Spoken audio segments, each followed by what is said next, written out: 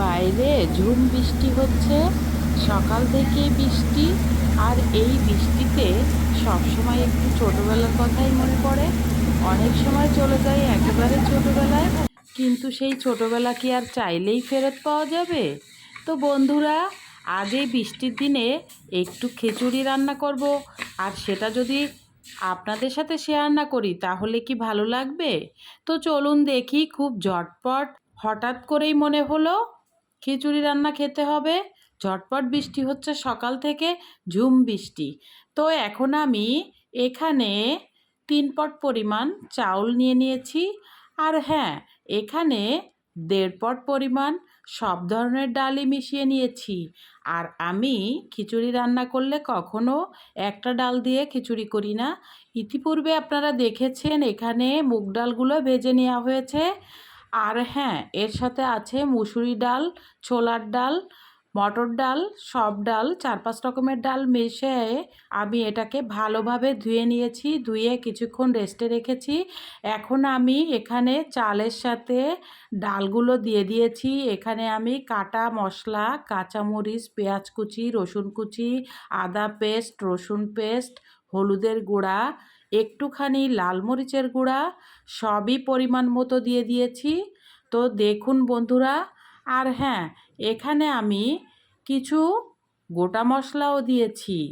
তো দেখতে হলে ভিডিওটি না টেনে শেষ পর্যন্ত দেখতে থাকুন।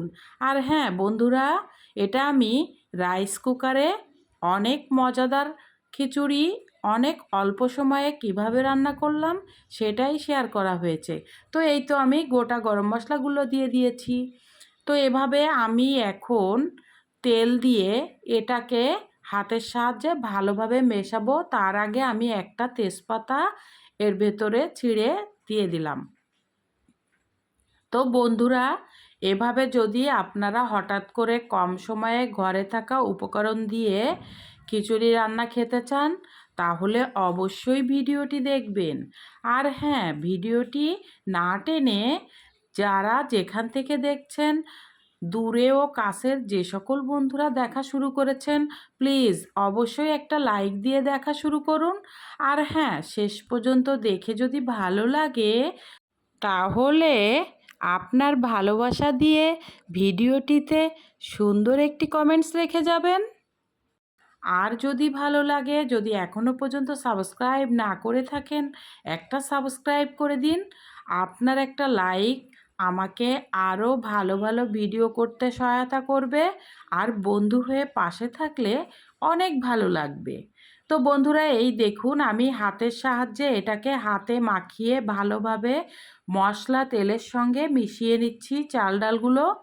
তো এভাবে আমি সব চাল ডালগুলোকে ভালোভাবে মিশিয়ে নিলাম।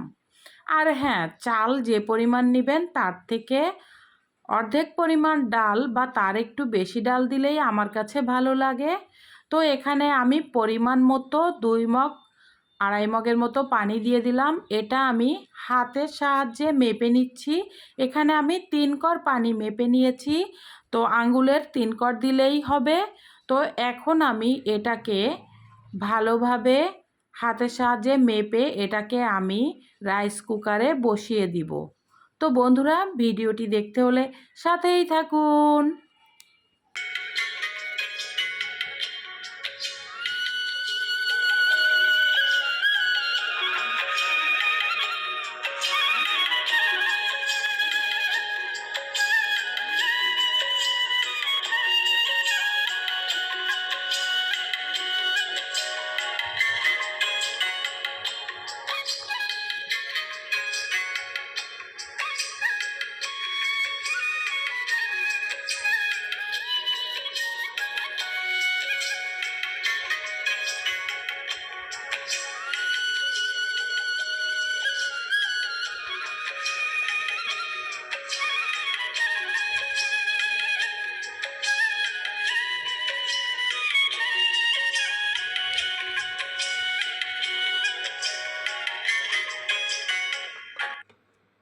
তো এই তো আমার খিচুড়ি রান্নাটা কিন্তু প্রায় হয়ে এসেছে।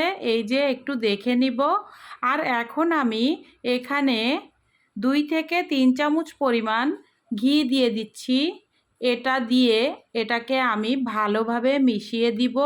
কারণ খিচুড়ির ভিতরে যদি আপনি একটু ঘরে থাকা ঘি দিয়ে থাকেন তাহলে কিন্তু খেতে বেশ মজা লাগে, অনেক দারুণ লাগে।